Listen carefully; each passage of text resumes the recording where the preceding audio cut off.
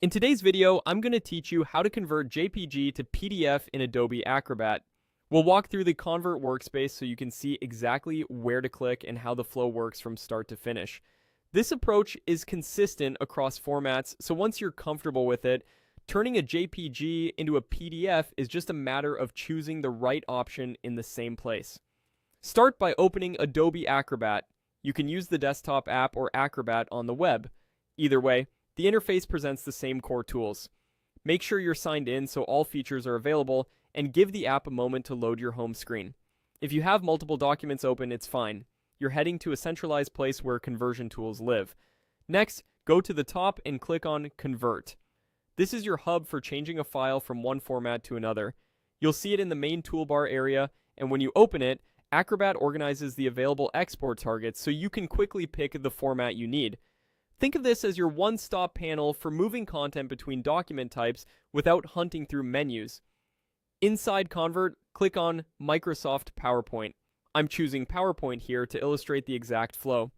You'll notice that the panel shows different tiles for common formats. The key takeaway is that this is where you would also choose the option relevant to your goal. So if you're converting a JPG to a PDF, this is the same area where you'd pick the PDF option instead. The steps you're seeing are about learning the path and the buttons. The format you select is the only variable. Now click on Convert to PPTX. That button initiates the conversion sequence. Depending on your setup, Acrobat may prompt you to select the source file first, or it may ask where to save the result after it processes. Follow the prompts on screen, confirm your file selection, and let Acrobat handle the conversion. If you're working with images, Acrobat will assemble them into a document. For PDFs to PowerPoint, it reconstructs slides. When saving, give the file a clear name and choose a folder you'll remember. A couple of quick tips to make this smoother.